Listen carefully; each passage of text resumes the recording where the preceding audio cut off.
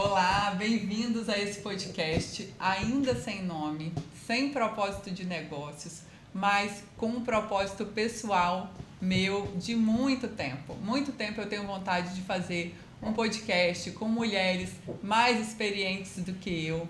Isso é uma coisa que me acompanha desde criança. Ouvi minha vida inteira, Isabela, sai da sala, isso é assunto de adulto. E eu ficava bem chateada, porque geralmente estava na melhor parte da história. E aí isso me acompanha há muito tempo e eu quis fazer um podcast com duas maravilhosas daqui de Linhares, que quando eu falei o nome delas, todo mundo ficou super empolgado e me garantiu que vão ouvir eles até o final. Eu recebo hoje duas pessoas que eu admiro muito como mulheres corajosas, mulheres independentes, amáveis. Elas conseguem reunir todas essas características em uma pessoa só. Sejam muito bem-vindas, Regina e Edma, ao podcast. Prazer muito grande participar e ser uma das primeiras convidadas aqui. Agradeço a atenção e o carinho. Eu também fiquei muito feliz. No início eu relutei um pouquinho, mas... Normal, né? É normal, mas fiquei feliz pelo convite. E ainda estamos aqui com uma pessoa também que eu gosto muito de ter a amizade dela. Ela não podia estar de fora desse nosso bate-papo de hoje. Bianca, seja bem-vinda. Ela é fisioterapeuta, empresária do mundo fitness, da saúde. E que a gente está, todas as três clientes dela, estamos aqui malhando já tem muito tempo. Muito Seja bom, bem-vinda. foi um prazer muito grande, principalmente por conta, né, desse clã reunido. Isso aí. Bom, eu vou começar com as perguntas, mas antes eu queria falar o seguinte. Eu sempre tive muitas mulheres que me acompanharam ao longo da minha vida. Eu me considero abençoada por isso. Eu tive minha mãe, mas além da minha mãe, se a gente for pensar ali na trajetória até hoje, muitas mulheres me influenciaram de alguma forma. Seja por muito tempo ou para aquelas que às vezes você teve um contato de um mês, um dia, mas elas sempre influenciam de alguma forma na nossa vida. E aí, recentemente a gente perdeu a minha avó, 97 anos, uma vida linda, e meu irmão postou num grupo da gente, e ele falando, 2 anos atrás eu perguntei à minha avó qual tinha sido o dia mais importante da vida dela. E ela respondeu para ele assim, o dia mais importante da minha vida é hoje. Porque para trás a gente só tem lembranças. E aí, hoje é o dia mais importante da minha vida. E eu, com essa frase, eu falei, cara, a gente tem muita coisa para ouvir dessas pessoas que já viveram um pouco mais do que a gente. Então, esse é o propósito do podcast. Aprender, ouvir, se inspirar, né? A gente sabe que uma vida ela não é feita só de acertos, ela também tem erros, ela também tem uma caminhada difícil para muita gente, para todos nós, mas eu acho que o que eu vejo em vocês é um olhar diferente para a vida, independente se ela está fácil ou difícil. Então, apesar das adversidades. Né? Apesar das adversidades. Então, é isso que eu admiro muito. Então, eu começo a pergunta que Edma já falou que é a Regina que tem que responder, mas como foi sua infância e quais são as recordações que você traz dessa época, Regina? Menino, esse é um livro que acontece tudo. Pode contar, temos tempo. A nossa infância, de um modo geral, da nossa família, foi assim, uma infância de gente humilde, pobre, mas feliz. A gente era muito feliz, né? Porque mamãe, nós somos só mulheres, né, na família, e a gente teve aquela criação rígida, mas, porém, com muito amor dentro de casa, tanto de pai quanto de mãe. Então, a gente era feliz, a gente trabalhava o dia inteiro, a gente acordava de madrugada para tirar água de poço, para botar na caixa d'água, para tomar banho. Mas a gente era feliz, do mesmo jeito. Nasceram em Linhares? Não, nós somos de Alfredo Chaves. Alfredo Chaves. Mas chegamos aqui em 51, em janeiro. E nem ponte tinha, nós atravessamos de balsa. Sim. Que a ponte foi inaugurada em 54. Que nós conhecemos o presidente Getúlio Vargas. Foi? Inclusive, conhecemos. gente era estudante, tinha que estar tudo uniformizado, né, para ver a passagem dele. Mas foi muito interessante, agora foi uma infância feliz, quando começou a abrir as ruas, que tinha aquelas valas, a gente pulava dentro das valas, tomava banho de água suja, e era uma delícia. Era o que tinha, né? Muito bom. Seu pai veio a trabalho? Papai, ele veio porque nós tínhamos um tio Antônio, que era marido da irmã de mamãe, que morava em Bananal, e ele convidou o papai para vir para cá, e papai veio com a cara e a coragem. Sim. E depois de papai, vieram os nossos avós, né? Isso. E ele veio trabalhar com caminhão, toda a vida papai trabalhou com caminhão, e mamãe era costureira. Sua mãe é gêmea? Mamãe era gêmea. Eu lembro E dela. Alcília. Mamãe e Alcília. Gêmeas idênticas. E Alcília, Gêmeas na idênticas. época que era gêmea de mamãe, morava em Bananal, que o tio Antônio era farmacêutico lá. Sim. E nós viemos morar numa casa que era de tio Antônio, que é onde hoje é a casa de Edna, de César. E ali nós passamos nossa infância. Mas foi muito bom, a gente andava de bicicleta. A igreja bom. ainda era ali? Não, a igreja era Vocês lá. viram construir? Ali era um campo de futebol que a gente assistia jogo, os jogos todos eram feitos ali e a gente ficava ao redor e assistia. Depois, nós fazíamos até campo de vôlei, a gente que fazia os campos de vôlei. Olha. A gente caçava e capinava e levava areia para fazer campo. E nesse meio tempo começou a fazer a igreja assim. Era, como é que se diz? Era tipo um negócio de madeira, né? E Era tipo um uma galpão. cabaninha, tipo um galpão, começou ali. Mas a gente frequentava a igreja lá, até construir vários galpões. E à noite tinha barraquinhas, né, para fazer dinheiro, para a construção da igreja. Quermesse, né? Essa igreja foi construída, demorou bastante. Antes a igreja era a igrejinha velha, que a gente chama hoje. Velha, eu casei na igrejinha velha. E só eu e Edma, né, que casamos lá, já de meia, já casou de cá, mas demorou muito. Que bom. Hein, Edma? Oi. E fala para mim um ensinamento dos seus pais, assim, que te marcou. Tem algum valor, assim, muito forte que você olha para trás e vê do seu pai e da sua mãe? Com certeza que tem. Mamãe e papai, o que a Regina contou aí, né? Foi aquela criação rígida, mas a gente não sentia, porque a gente achava que era aquilo normal, né? Então, agora, eu era muito apegada ao meu pai. Seu pai? Depois houve um problema aí com ele, aquilo desestruturou nossa família, ele saiu de casa. Foi muito difícil. Quando voltou, ele ficou muito apegado a gente de novo. Mamãe aceitou ele de volta com uma filha, que é minha irmã. Ela é minha irmã, né? Não teve culpa de nada, né? Sim, o culpado com era certeza. ele, no caso, né? E o interessante é que ele foi... Mamãe aceitou na casa dela, com a menina e tudo. E quando ele tinha que fazer alguma coisa em benefício da menina, ele pedia a minha opinião. Eu não sei se é porque ele foi embora e na época que a gente era assim, jovem, eles não tinham condição de dar as coisas para a gente. Aí, vamos dizer, a menina queria uma bicicleta, ele ia lá na minha casa, eu já era casada. Ah, você já era casada. Aí perguntava, eu estou querendo dar uma bicicleta para a menina, mas não sei, o que você acha? Porque ele já tinha feito aquilo tudo, né? Aí eu disse, pai, você tem condição de comprar? Assim mesmo que eu dizia, você tem condição de comprar? Eu tenho, então dê. Porque nós não tivemos, mas, ora, são outros tempos, né? Era a mesma coisa, parede de som, tudo ele perguntava a mim. A culpa acompanhou ele, né? Quero fazer uma adendo depois. Eu acho que ele se sentia um pouco culpado, né? Por ter nos deixado uns tempos e voltar ainda com a menina. Mas eu aceitei essa menina. No início foi um pouquinho difícil. Sim, somos humanos. Mas se minha mãe aceitou, por que nós não íamos aceitar? É isso aí. É um dos valores que fica, né? Eu queria só complementar, assim, dizendo que quando aconteceu isso com o papai, nós ficamos chocados, Perdidas. porque eles tinham uma convivência maravilhosa dentro de casa.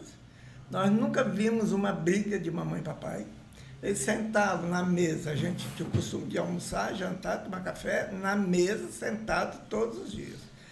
E a gente via o comportamento, eles andavam de mão dadas, iam para todo canto. Quando surgiu isso, foi a mesma coisa, caiu uma poça d'água em cima da nossa cabeça, que a gente nunca viu papai com coisas assim diferentes, né? Por exemplo, a gente de noite, a gente tinha muita cólica, né, Ed? Papai ia de noite nos cobrir, botava bolsa de água quente na gente. Ele passava, a gente sentia que ele estava presente aí, nos cobertando.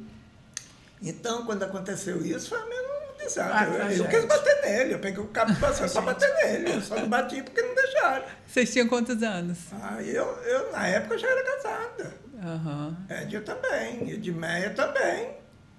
Então, quando surgiu isso, eu quis matar ele. Sofrimentos. Eu peguei o cabo de vassoura, que ele teve uma discussão lá, eu ia em cima dele para bater mesmo. Mas é porque a gente perde aquela imagem do pai perfeito, né? A que imagem quebra. do pai perfeito. Que quebra, e para a gente se refazer. Voltou, a gente aceitou também. Demorou um pouquinho, mas aquela imagem que a gente tinha. Você fala, como que pode, né? Aquele Quebrou cara... E talvez até repercute depois no próprio relacionamento na história da de gente. vida. Sim, é verdade. A gente não entende na hora, mas o amadurecimento... Repercute, aí você fica com aquilo na cabeça. Será que comigo vai acontecer isso? E a gente leva esses traumas, né, para a vida. E isso, às vezes, justifica algumas atitudes. Coisa, mamãe né? era apaixonada por ele. Mamãe passou mal. Mamãe ficou de cama quase um mês. Mamãe não esperava, você sabe aquele choque assim? Não abalou o sentimento, abalou, mas depois vocês conseguiram... Conseguimos reverter, graças a Deus. Bom. Até que ele morreu, nós demos toda assistência, e ele continuava frequentando as nossas casas, aquilo acabou, mas no começo... Foi bem traumático. Para mim também, foi um sofrimento. Um exemplo que a gente eu sofri tinha de mais com meu papai. pai, depois que eu passei um problema com o marido também, mas meu sofrimento maior foi com meu pai. Nossa, para ver como era que um marcou, espelho né? da nossa Marcou, casa. mas depois que ele voltou, não, ele continuou sendo aquele pai amoroso. Papai era, sei lá, ele era diferente, era uma pessoa diferente. Não é desses pais hoje em dia, que os filhos não... Mas a gente foi criado com muita rigidez. Mas tinha amor junto. Tinha correção, mas tinha amor. O diferencial de vocês, a gente sempre quer saber o que que aconteceu na vida de vocês, que vocês são diferentes. Porque a gente foi criada na humildade, mas com amor, com carinho, com proteção. Mamãe era costureira, fazia roupas maravilhosas, a gente andava muito bem arrumada, mas às vezes era uma chitazinha. Daquilo ela fazia aquela roupa maravilhosa, que era uma vez por ano, né? Que mamãe fazia uma roupa nova no Natal, mas que a gente se sentia a pessoa mais linda Mas do quando mundo. a gente estudava em Vitória, eu estudei, né? Nossa. E quando você eu foi estudar em vim, Vitória? estudei. Aí quando a gente chegava, sempre tinha uma coisinha em cima da cama. Ou era um pijaminha de seda, ou era uma roupa, mas era um amor A gente mesmo. vinha passar embora, né? Eles falam que os psicólogos de hoje em dia falam muito isso, né? Que os pais eles devem criar os filhos com rigidez e amor. E amor, É a mãe esse, comprava da é gente, a mas receita. ela também dava. Achar esse Ela equilíbrio, costurava né? aquelas roupas lindas, porque a gente ia muita festa, depois que a gente foi mocinho, né? E a gente frequentava o Juparanã na época. Nossa, as nossas roupas eram as mais bonitas, mais feitas, do pano mais simples que tinha. Mas ela era tão amorosa, tão dedicada e tão caprichosa, que as nossas roupas eram sempre as mais bonitas. Sim. Dizem que os psicólogos, eu estava lendo um dia desse, que falam assim, que só rigidez você cria pessoas muito endurecidas. E só amor e liberdade você pode criar tiranos.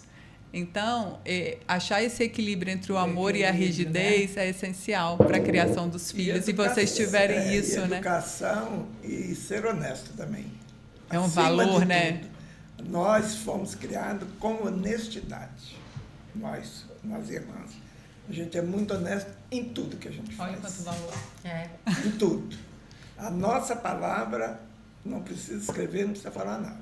Se eu der meu nome, eu vou cumprir. É muito bonito isso, né? Hoje em dia, então...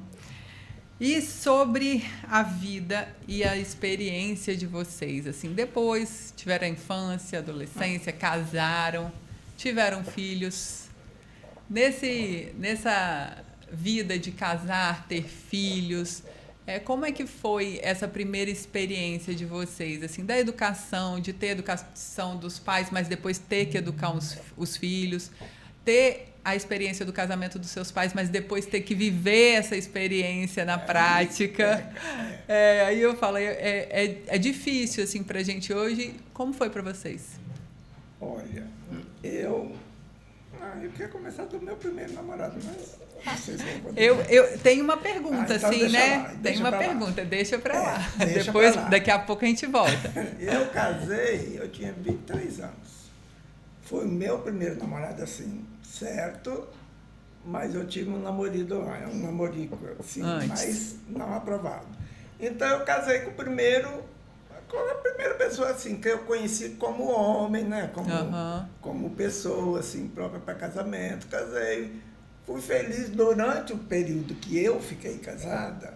Eu fui feliz. O que aconteceu comigo foi o que aconteceu com a mamãe. Ao mesmo tempo aconteceu a minha separação, coisa também que eu não esperava, porque a gente vivia também muito bem, e depois eu vim descobrir outras coisas, aí eu tomei a decisão, não fiquei com a mamãe, não. Regina foi radical. Eu fui radical, já fui para o juiz, aí ele foi embora para Manaus, aí ele não queria assinar o divórcio, porque não sei o quê. Meu sogro me deu muita atenção, a família dele toda. Aí foi convocado por edital a minha separação. Mas ele veio para assinar, chegou lá na frente do juiz, ele falou que ele não queria mais separar, porque eu era uma mulher de certo, uma mulher de direito, não sei o quê. Eu levantei, dei um tapão na mesa, caiu copo a tudo quanto é lado. Eu falei, agora quem não te quer sou eu. Eu tenho 2 braços, 2 pernas. Não preciso de você para nada. Você trabalhava, Regina? Eu só era professora, depois fui morar. Trabalhava. Aí fui vender roupa, fui vender joia, fui vender prato, fui vender cosméticos para me manter. Porque eu não quis nada dele, o que eu acho errado. Eu acho que a pessoa tem que ter. Sim. Mas eu sempre fui muito orgulhosa, eu não quis nada. Ela não quis nada dele. E ele era rico. Era rico. A família do Biancardi, na época, era muito rico. Eu falei, eu não casei com você por dinheiro, não quero nada. Era o doutor Sérgio que foi juiz. Eu sei que caiu o copo, tudo quanto é lado. Eu dei um tapão na mesa. E aí, quando foi para assinar o divórcio, que foi o doutor Paulo Lírio, ele falou, doutor Paulo, eu, na verdade, nem queria mais me separar dela, porque ela é muito séria e muito direita. Se alguém falar dela, eu até mato. Olha. Eu olhei para ele assim, agora, falei, Jesus. Né? E assim eu me separei, mas tive 3 filhos com ele. O meu primeiro morreu antes da hora. Depois eu tive esse que morei na casa de Edma por 6 meses, porque eu fiquei incomunicável, porque não podia me mexer. E em Vitória, nessa época morava. Em Vitória, porque minha placenta abria, então a criança saía. Então fiquei de cama, 6 tomando meses. injeção, 6 meses, na casa de Edma, que tem um fato muito engraçado, eu só levantava para ir ao banheiro. É verdade, olha o trabalho que ela me deu. Mamãe foi para lá para ajudar a tomar conta, que Edna tinha 2 empregadas na época e o marido dela era deputado. Para tomar conta também de mim, que eu só podia ir ao banheiro, eu almoçava na cama tudo, porque meu útero abre.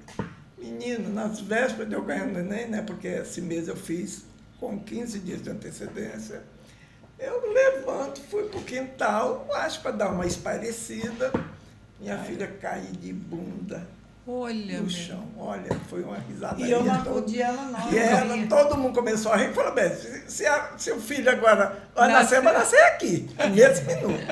Gente, foi uma correria. É porque ela estava de 9 meses e eu de 7. Como que eu ia 8 acudir meses ela? e meio, né? Geralmente, eu sou assim, Menina, quando aí- alguém cai, eu rio. Eu não Eu caí acudo. de mundo que todo mundo começou a rir, ninguém me segurava, ninguém me levantava. Mas foi muito interessante. Ele nasceu em Vitória, que é o Jadir Júnior. E Mas não depois eu aconteceu tive nada, depois. o outro filho, Legal. o Flávio, que morreu com 16 anos de uma batida de moto que estava em Manaus com o pai. Aquilo foi a minha derrota. A pior coisa da minha vida. No primeiro eu já sofri muito. quando eu perdi o primeiro, que eu era apaixonado por criança. Apaixonado. Quando Miguel Anjo de Jamaliquinha nasceu, a gente que tomava conta dele. E tanto que a gente gostava de criança. E quando eu perdi já o primeiro, já pensei que eu fosse morrer. As pessoas acham que você perder um filho que está na barriga, a gente não sente muito, né? Não, a gente, como mulher, a gente sabe. Que eu ia morrer. A gente sabe como isso é difícil, um né? mês na casa de mamãe, porque eu não me conformava. Bem, passou. Aí engravidei do outro, mas também precisei tomar uma série de injeções para segurar, para o útero fechar mais, né? Assim mesmo fiquei na casa dela, porque o útero abria também. Já no terceiro, que foi o Flávio, tive problema também, mas já tive menos. O que o médico dizia? A senhora já tem um, então a senhora está mais confiante. Até que eu demorei de engravidar. Quando o Flávio nasceu, já tinha quase 4 anos. Então eu já estava mais segura para ter o outro. Mas a sensação de ter o terceiro é a mesma coisa de ter o primeiro, de ter o segundo. Sim. Que, gente, eu agradecia a Deus todos os dias pela vinda dele. E depois, com a morte dele, que aí foi pedir para morrer mesmo. Porque ele, diferentemente do Jade, que no caso ficou como primeiro, ele era muito levado, né? Nossa, era levado. Ele não era desse mundo aqui. Olha, ele gastava meus batons escrevendo no espelho. Te amo, fazia coração. Ele era da pá virada, de levado. Mas... fugia de casa, ia lá pescar. Ele caía de bicicleta, o tobogã ainda era aquela descida perigosa, de mato. Ele caiu de bicicleta, se arrastou todo. Um homem que achou ele no meio do capim lá. Era aventureiro. Aventureiro. E aí ele morreu, que aí Jandir mudou para lá, e eles iam passear todo ano lá. Ele estava morando lá? Lá. Eu e Edson íamos para o Rio, levava os dois. E eu tinha um compadre que morava lá, né, amigo nosso, nos recebia, colocava ele no avião, a comissária de bordo tomava conta e a gente vinha embora, né? Ed é sempre comigo. E nenhuma dessas vezes ele morreu lá antes de vir embora, numa batida de moto. É difícil o e luto, levou né? 4 anos. 4 dias para chegar o velório aqui, o caixão. Tem quanto tempo isso, Regina? Isso foi em 87. Então, foi assim, um velório de 4 dias. A minha casa encheu. O nosso corredor encheu. Os vizinhos todos abriram as portas para todo mundo, que ia chegando, gente. E todo mundo dormia lá, e do colchão, Verinha, na época morava no prédio, Verinha que cozinhava, levava comida lá para cima para todo mundo. E Sônia de Palmeira, Conceição, a cidade se mobilizou. Dormiu tudo lá no quarto, esperando o Flávio chegar com o pai. Aí você saber que seu filho vem como carga, aquilo doeu. E outra coisa, quando era para ele vir, tinha lugar para o pai, mas não tinha lugar para o filho na carga. E foi uma luta para chegar, então demorou 4 dias para ele chegar aqui. E quando ele chegou, eu recebi ele assim, com um buquê de flores, que foi Inês Quitiba que providenciou para mim. Tinha muita gente que ia lá. E eu recebi ele assim com flores, e o caixão dele tinha todo escrito em volta do caixão o nome dos amigos. Eles fizeram com canivete, eu acho, o nome dos amigos dele de lá. Mas foi uma sensação assim, eu não desejo para ninguém. Não tem superação, né, sobre isso, né, e Regina? E outra coisa, não vai dizer que a gente esquece, não. É todo o dia ele está na sua cabeça. Você vai almoçar, ele gostava disso. E tem outra coisa, às vezes eu troco o nome do meu neto por ele. Sim. Eu vou chamar o Gabriel, eu falo Flávio, e meu filho fala, mãe, você viu que nome você falou? Eu falo, não, mãe, você falou Flávio. Inconscientemente, você fala o nome sem querer. Mas a gente perde o material, mas né? Eu ia te dizer, mas é uma lembrança, depois do sofrimento da alma, da carne, fica aquela lembrança gostosa. Eu sonho com ele, eu levanto tão feliz, falei, hoje eu vi Flávio. Aí eu lembro com que roupa ele estava, eu lembro que ele estava com a meinha de buclé. Aí então eu tenho aquela sensação tão gostosa. Cheiro? Sinto tudo. Parece que ele me abraçou, parece tudo. É muito bom, gente. Que bom. É bom demais. Que bom. Aí eu tenho aquela saudade gostosa. Foi doída, mas agora eu não vou Sim. dizer que eu sinto aquela dor que parecia que o coração não fecha. Passa, né? Mas é uma coisa que você aprende a conviver. Por quê? Eu tinha o outro que ainda não era casado. O Flávio morreu com 16, eu já tinha 19 para 20. Então eu pensei, eu não posso só lamentar a morte de um, sabendo que eu tenho outro do meu lado. Sim. Então ele podia dizer, uai, mamãe só gostava então do Flávio, eu estou de lado. Sim. Então eu passei a me entregar mais ao Jade por causa disso, porque o Flávio, pela espontaneidade, ele era tão alegre, tão coisa, que às vezes você fica mais pro lado de cá. E o Jade é assim, ele é mais ponderado, né, Ed? Ele é mais na dele, ele é mais quieto, porque eu fui muito rigorosa na criação dos meus filhos. Não me arrependo de nada. Fui muito rigorosa. Brava também. Brava, tivesse chamado atenção. Eu chamo a atenção dele até hoje, ele tem 58 anos. Outro dia eu chamei a atenção dele na xixa, lá em casa. Não tem disso comigo, não. Então eu passei a se me dedicar a ele, porque ficou eu e ele só. É isso aí. Não, mas tem coisa para contar. Que você tá rindo, Redman? Porque Conta aí. As coisas de Regina. Brinco, outro dia ele foi falando alto comigo, falei, epa, baixa seu tomzinho de voz, que aqui ainda eu sou sua mãe. O dia que eu morrer, você pode fazer o que você quiser. Assim. Isso é bom. E você? Eu Casou? sempre falo que esse menino tinha Teve que ser filho? eu. É. Nossa, eu tenho ele como filho mesmo. Ontem foi aniversário dele, nós saímos para almoçar, né, nós três. Eu tenho ele como filho, eu queria que ele fosse meu. Ela lembrava. Ela falou, ele que tinha que ser meu filho, meu dela. Eu falei, se o seu fosse meu, eu tinha quebrado a cara dele e ele tinha consertado. Você não fez? O meu deu trabalho também, Rodrigo. Tinha que ser dela, porque ela corrigia. E eu sempre fui mais branda, né? Que o meu era levado também. Você casou com quantos anos, Eu Edman? casei com 22. 22? Com Ficou 22 casada anos. até... Fiquei casada há 33 anos.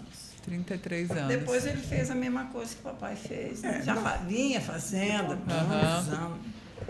E tem uma coisa, Teve quantos filhos? 3. 3 filhos. Tem 2 moças e Rodrigo. O pior é que Rodrigo está seguindo o caminho do pai, né? É. Ele é meio elevado também, mas teve uma filha só. Agora, não sei se você vai me perguntar isso, mas a maior alegria da minha vida foi quando minha neta nasceu. Foi a melhor coisa que aconteceu na minha vida. Sério? Conta pra gente o que você sentiu. Sou apaixonada pelas minhas netas. Só tenho 2, mas elas são... São do menino ou das meninas? Neta... A mais velha é do Rodrigo. Uhum. Eu só tenho 2 netas. Tenho 3 filhos, mas uma não casou, mas não tem filho. Ela descasou com a profissão, médica, lá em Belo Horizonte. E a outra é de Carina. E as minhas netas só me dão alegria. Agora são todas 2 fazendo medicina. Olha! Uma forma esse ano, a outra entrou esse ano. Mas eu faço tudo por elas. E elas fazem por mim. Você precisa ver que gracinha que elas são comigo. Me ligam sempre, perguntam como é que eu estou, como eu não estou. Compro meus remédios pela internet. Mas deve ser uma bênção ser sua neta também, hein? É cruz. Deve ser. É uma vozona. É uma vozona até para quem não é neta, de verdade. Adota netos. Os filhos dela são meus bisnetos. Meus netos, né? Porque o marido dela é meu neto. Eu tenho paixão por ele. Você adotou. Vamos fazer mais uma pergunta, mas eu vou só perguntar, Regina, para a gente não deixar passar. Qual foi o primeiro grande amor da sua vida? Estou curiosa. Primeiro e último. Mas isso aí vai demorar muito, você não fala então. Não vou contar nada. O primeiro foi o último também, porque eu namorava com ele escondida desde 10, 12 anos de idade. Mas namorava assim, só de olhar. Se eu olhar para ele, nós estávamos namorando. Nunca nos beijamos, nem nada. Só encostava a mão. Eu, às vezes, mamãe mandava eu comprar um relógio de linha, ele já me esperava perto de um cinema que tinha, só para me ver. Aí nós estávamos namorando. E isso durou o quê? até eu ir para Vitória, mas mamãe não gostava, porque ele era moreno. Tinha família, muito isso, né, da família italiana. Papai era racista. Todas as mamãe. famílias. É o Denô, você conheceu. Conheci. Então, participei. Eu não podia nem chegar. E toda vez que eu via ele na rua, que às vezes eu olhava e tal, tinha umas fuxiqueiras de umas mulheres que corriam. Quando eu chegava em casa, mamãe já sabia que eu tinha visto. Não tem problema. E mamãe já sabia que eu tinha visto ele, né? Que às vezes eu parava um minutinho para conversar com ele e eu chegava em casa e apanhava. Mamãe me batia porque eu encontrei com ele, porque eu não podia. E aí fui estudar em Vitória. Aqueles namoricos assim, ele fazia serenata para mim, mas eu era apaixonada por ele por mim também. E aí fui estudar em Vitória, fiquei um ano lá. Papai soube que ele ia estudar em Vitória. Transferiu você. Ele cuidar com você ali. O porteiro. E aí papai descobriu que ele ia estudar em Vitória. O que papai fez? Papai me transferiu para Colatina, porque ele ia estudar em Vitória para eu não encontrar com ele lá em Vitória, longe dele. Nossa Senhora. Fui estudar em Colatina. Pegamos um trem, o trem quebrou no meio da estrada, nós andamos a pé. Sim, vou chegar. Aí eu só dizia, por que eu estou indo estudar? É o 2º ano do magistério já. Por que eu estou indo para Colatina? Fui para casa de uma tia minha, que eu nem vi, era minha madrinha, mas eu nunca mais vi. Aí ele falou para você não ter que encontrar com ele em Vitória. Mas eu nem ia encontrar direito, que a gente só se via, né? Aqueles namoricos besta. Sim. Mas você sabe que aquele namoro assim, do coração, eu sempre digo que o Denô foi meu amor de coração. E aí fui para Colatina. Papai fez eu prometer diante de uma santa, de um quadro que tinha na casa da minha tia. Eu precisei ajoelhar. Você vai ajoelhar na frente deste quadro que você... E ele foi para Colatina também. Nesse meio tempo, ele sabendo que eu fui estudar em Colatina, transferiu a escola dele para lá. Fez contabilidade na época. E aí ele falou, mas você vai prometer que você não vai encontrar com ele aqui. E eu nem sabia que ele ia estudar lá, que eu fui pego de surpresa. Eu falei, mas como? Eu nem sei se ele está aqui. Se ele vai estudar aqui também, você vai prometer. Aí eu ajoelhei na frente desse quadro de uma santa. Eu não sei nem que santa é mais. Eu prometi que eu não ia encontrar. Resultado, eu fui estudar no Conde de Linhares. Ele estudava à noite na contabilidade, se matriculou no científico, no Conde de Linhares, para ficar perto de mim. Não tinha jeito. Não. Aí o recreio. Abria a porta do recreio, eu ficava na porta do recreio daqui, ele ficava na porta do outro lado, um olhando para a cara do outro, sem se começar. Eu ficava do lado e lá da ponte Colatina. Mas quando eu não podia pegar o ônibus, eu ia a pé. Ele ia atrás de mim, por exemplo. Eu estava aqui, ele estava aqui. Me vigiando com medo de alguém mexer comigo. Nossa Senhora. Mas a gente não conversava. Nunca nos falamos. Ele só me olhava, eu só olhava. Eu ia às festas com meus primos, que eu morava na casa, tinha 2 primos, e eu ia à festa com eles. Eles não queriam que eu dançasse com ninguém. Eu ia dançar com meu primo, ele vinha se meter, não deixava eu dançar mais. Mas a promessa estava na sua cabeça. Tava. E a casa da minha tia dava para o fundo do Rio Doce. Ele passava de canoa, tocando violão, para cima e para baixo. Não vai contar tudo, não. Não vou contar tudo, não. Para você ver, mas era um amor assim. Dos dois, e né? olha, e doía. Você já viu dizer que dor de amor dói? Eu sentia Dói. dor. Meu coração doía, por Deus do céu. E tanto saber, eu falei, gente, eu não posso namorar quem eu gosto, ele também não. Aí ele teve namoro, ele ficou noivo também.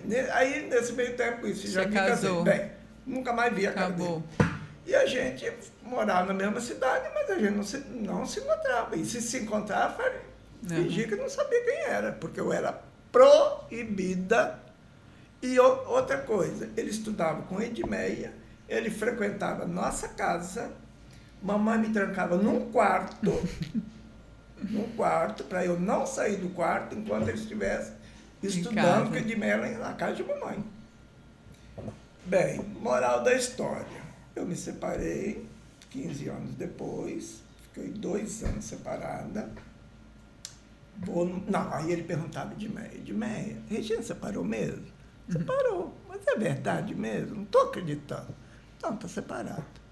Nunca, também não vi ele nada.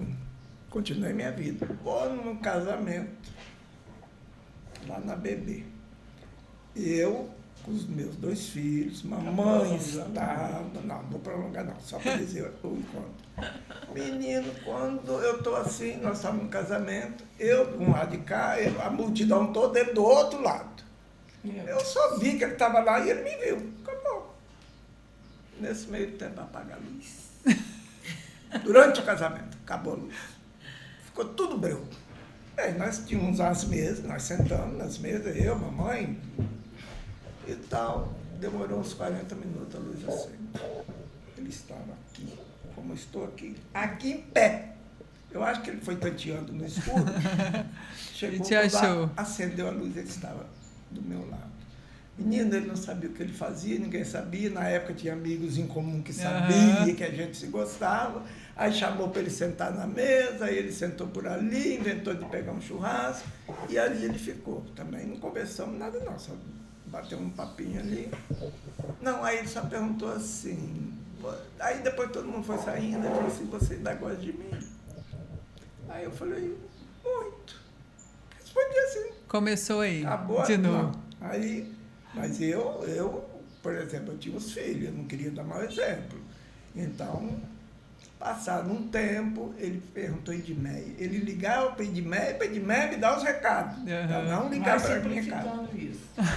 Pois é, e aí depois disso a gente se reencontrou, ele marcou, perguntou, até Edmeia, que é que fez o coisa, falou assim, deixa eu me encontrar com ela uma vez, pelo menos para conversar, para saber por que não deu certo, por que acabou, o que aconteceu. E aí conversamos.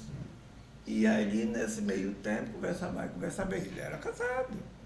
Aí ele falou, vou separar da minha mulher, vou ficar com você. Eu falei, tá doido. Eu falei, pelo amor de Deus, linhagem todo vai ver teu pai e mim que eu tô traindo. Aí sabe o que ele fez? Foi na casa do meu sogro, que era o pai de Jadir, falou assim, eu gosto de Regina, ele sozinho, sem eu junto. Eu gosto de Regina desde a infância, ela agora está separada, eu vim comunicar ao senhor que eu vou me separar para morar com ela. Aí meu sogro falou assim, tá, vem vocês dois aqui almoçar aqui que eu quero conversar, porque ela é igual uma filha para mim. Ele foi em Construção da Barra, papai estava morando lá com a menina na época. Foi lá em Construção da Barra, falou, seu Danilo, o senhor nunca deixou eu ficar com ela, agora ela está separada, divorciada, eu vou sair. Ele não tinha separado ainda, primeiro ele pediu os consentimentos. Eu vou me separar para ficar com ela. Pronto, agora com o diabo de linha, vai meter o pai em mim, dizer que eu sou destruidor de lá. E aconteceu. Ele falou, eu vou me separar. E ele pediu a separação. Já estava escrito, né? Já tem muito tempo. Na época foi assim, eu não me sentia culpada não, sinceramente. Eu falei, eu não destruí a vida de ninguém. Ele foi pedir o consentimento do meu pai, foi pedir do meu sogro. Eu sou culpado de separar da mulher? Não, fui viver minha vida. Mulher de e coragem. Aí depois, aí a gente ainda não estava morando junto não. Ele saiu de casa, da casa dele. Simplifica, gente. Aí ele falou com Edma, né? Não sei o que queria. Aí eu falei, como que eu vou falar para Jade que ele quer separar da família para morar comigo? Aí Edma chamou Jade e falou assim, lá em casa, Jade, sua mãe, não, Aldenor, né? Aldenor parece que vai casar com outra pessoa. Edma falou assim? Nem lembro disso. Foi, lá na cozinha. Aí tipo assim, né? O gato subiu no telhado, foi preparando, né, Edma? Como que eu ia falar isso para Jade? Ele nunca nem ouviu nem falar, ele conhecia o Aldenor e tudo. Aí a Ed falou assim, você sabia que o Aldenor vai separar da mulher para casar de novo? Aí ele virou e falou assim, engraçado, não sei se você lembra dele. Eu achei que ele gostava de mamãe, que ele olha mamãe tão diferente. Meu filho. Aí a Edma falou, foi assim mesmo. Aí a Edma falou, pois é com a sua mãe mesmo. Já aproveitou e já falou. Já deu a notícia, notícia, né? Meu filho fez, foi lá onde ele estava, pegou as coisas dele todinho, veio com ele para lá para casa. Eu quase morri quando eu abri a porta. Aí começou. Vou fazer agora a pergunta para a Edma. Aí eu vivia então. o grande seu amor grande da amor. minha vida. Que bom que você teve a oportunidade, né? Vivi. Porque às vezes as pessoas não têm. Não, vivi É. o grande amor da minha vida. O que vocês acham que significa envelhecer com graça e dignidade? Ixi. Olha, eu não sei se eu não me sinto velho, não. Eu estou de velho na idade. Agora, minha cabeça, só tirando as dores, né, que Bianca sabe. O resto, para mim, eu não me vejo com 83 anos. Eu me vejo assim, uma idade boa, que eu curto, que agora estou vivendo uma fase boa da minha vida, porque moro sozinho, não dependo de ninguém, me mando, faço o que eu quero. Então, eu estou na melhor fase, eu acho que eu poderia ter, Olha, não que dizendo maravilhoso. que eu não tivesse fases boas na minha vida. Sim, sim. Maravilhosa. Mas hoje eu não me sinto assim uma velha. Aham. Por quê? Eu dirijo, eu que me Tem comando. seu dinheiro. Eu tenho meu dinheiro, eu pago minhas contas, meu filho não se mete em nada da minha vida, porque eu também não deixo ele se meter, então ele não me manda, então eu faço o que eu quero. Então eu estou na melhor fase que eu poderia ter na minha vida, Bianca, tirando os 83 anos. Longevidade e atividade física influencia na vida delas? A autonomia. Autonomia. É a A palavra. atividade física não influencia, não, porque eu sinto dor desde que eu tenho. Mas na Agora, autonomia, eu né? sou uma pessoa assim, eu sou decidida e eu sou muito temperamental. O que eu falar na minha vida, eu que decido. Meu filho esses dias falou assim, mãe, acho que você não devia mais dirigir, eu acho que eu vou pegar a chave do seu carro. Eu falei, escuta aqui, foi você que me deu o carro. É você que comprou esse carro para mim? Você não manda me não, rapaz. O dia que eu senti... O dia que o Detran me tirar a carteira... Não, o Detran não. O dia que eu me achar incapaz de dirigir, que eu já estou com dificuldade, que eu estou me sentindo assim, lenta, eu mesmo vou chegar e falar, não vou dirigir mais, porque eu não quero morrer na estrada numa batida. Pode acontecer? Pode. Mas eu consciente que eu posso fazer, eu vou para Vitória sozinho. Eu vou para Vitória sozinho, eu paro na estrada, eu abasteço com pastel, converso com aqueles caminhoneiros e vou embora. Mas... Aí, e tem vezes que eu vou para Vitória, ele não sabe, eu aviso a Edma, porque se acontecer alguma coisa, ela sabe. Alguém tem que saber. E a minha nora. Não avisa meu filho não, porque ele não vai deixar eu ir. Quando eu chego lá, cheguei, passa o zap. Mãe, chegou aonde, Vitória? Mamãe, você está em Vitória? Já cheguei.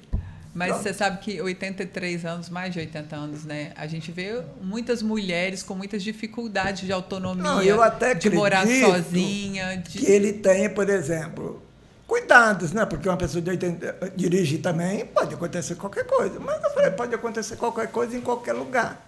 Até dentro da sua casa você pode cair, bater com a cabeça e morrer. Minha avó renovou a carteira com 80 anos de idade. Eu renovei agora, em novembro. Justamente. Não, em outubro, dia 3 de outubro. Você falou envelhecer com graça e dignidade, com elegância. Com certeza. Com certeza. Isso aí é vocês que fazem, né? Assim Com também. certeza. Mas fala a dica para o pessoal que vai ouvir a gente. Fala as dicas sobre envelhecer com longevidade e exercício físico. Assim, qual é a diferença que faz na vida da pessoa que então, segue? É muito gostoso a gente ouvir ela falar que ela tá na melhor, elas estão na melhor fase da vida delas, com autonomia para fazer tudo no dia a dia. Elas sempre foram muito ativas, né? Elas estão comigo há pouco tempo, desses 83, 80, mas elas, né, sempre falam que elas já fizeram hidroginástica, caminhada, sempre se movimentaram e hoje elas colhem o que elas plantaram, né, essa vida toda também. Então, assim, a atividade física, ela está diretamente relacionada à longevidade, porque ela aumenta a expectativa de vida e a qualidade de vida. Então, assim, além das prevenir doenças crônicas, cardiovascular, diabetes e tudo, tem a parte dessa muscular, então a osteoporose, a osteopenia, né, a falta de músculo, essa força nessa idade, esse banco de músculo que elas vieram depositando ao longo desse tempo, hoje é total, né, essa autonomia que elas têm de se movimentar, de descer, de subir, de dirigir. Então, é diretamente relacionado. Ligado à vida que teve. À vida que teve. E ainda hoje, a socialização, né, a conversa, elas vão lá, elas se movimentam, mas elas também conversam com outras pessoas de outras idades, né? Então a atividade física ela traz todos os benefícios fisiológicos que a gente já conhece, mas a gente vê na prática, assim, é muito gostoso de ver pessoas com mais de 80 Com autonomia total, com autonomia para a vida. E eu falo da elegância, porque elas têm uma postura. Todo mundo chega lá e fala, eu quero ficar. Não, a gente... Seu cartão de visita. Meu cartão, elas fazem pilates. E a gente faz propaganda do Pilates. Eu também estou na melhor fase da minha vida também. Hoje em dia eu faço o que eu quero, apesar de que minhas filhas me controlam um pouco assim, com cuidados, né? As netas ligam para saber como é que eu estou. A minha de Belo Horizonte liga e diz assim, mamãe, você está viva, né? Olha lá, não toma chuva, não pega isso. Tem umas que falam assim, qual a sua agenda de hoje? Karina fala, mamãe, como está a sua agenda hoje? Eu falo, para com isso, besteira. Mas não para. Não, mas olha, a gente viaja muito, a gente passeia muito. Mas eu e Regina saímos, vamos para barzinho. Dava para os botecos, adoro boteco. Olha que bom. E tem uma coisa que eu faço hoje em dia com prazer, Bianca sabe disso também. Esse pão aí eu distribuo. Eu recebi um pão maravilhoso hoje. Eu distribuo nas lojas. Ela dá dou para qualquer pessoa. Que bom. Tem um rapaz. É prazer fazer também, né? Às vezes eu passo num lugar e diz assim, dona Edma, a máquina da senhora está quebrada. Está quebrada. Eu digo assim, não está quebrada não. Por quê? O pão não está chegando aí, né? Eu já te dei 2, hein? É gente de lojas. Uhum. Eu me sinto bem. Essa aqui, no início... Reclamava. Tem que dar pão para todo mundo. Você tem que dar pão para os outros, você fica se exibindo. Mas sabe qual é o problema nosso? Eu vou me meter. A gente fala com todo mundo. Nós estamos mandando... É o homem que está varrendo a rua, é o homem que está carregando o lixo, a gente para, conversa. Tem um homenzinho que faz um churrasco, a gente para lá, ei, Grilo, o churrasco está pronto, nós vamos para o Pilates. Então a gente conversa. Mas não é um problema, né? Minha vida está maravilhosa. Tem uns netos que eu amo. Ontem mesmo nós fomos em Colatina, foi aniversário dela. Vocês duas? Não, com Karina. Ela foi com Karina. A família dele. Ela não quis ir. Aí foi a família dele, do Júnior toda, e eu e Karina. Nós fizemos uma surpresa para a menina, que ela não esperava. Mas foi tão bom, gente, mas ela chorou tanto. Quer coisa melhor que isso? É verdade. Vamos finalizar com a última pergunta? Não sei se Bianca quer fazer alguma. Vamos finalizar com uma... Para vocês duas, uma de cada vez responde.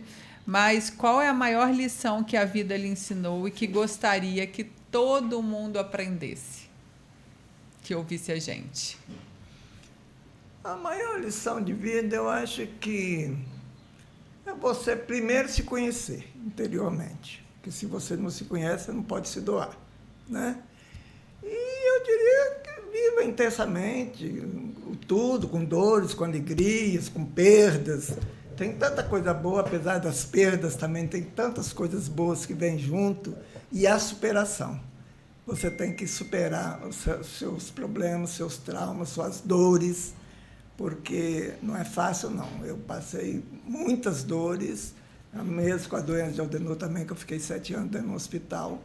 Mas isso aqui tudo passou. Para mim já passou, eu que tinha que passar, ninguém ia passar por mim. Sim. Eu mesmo que teria que enfrentar aquilo.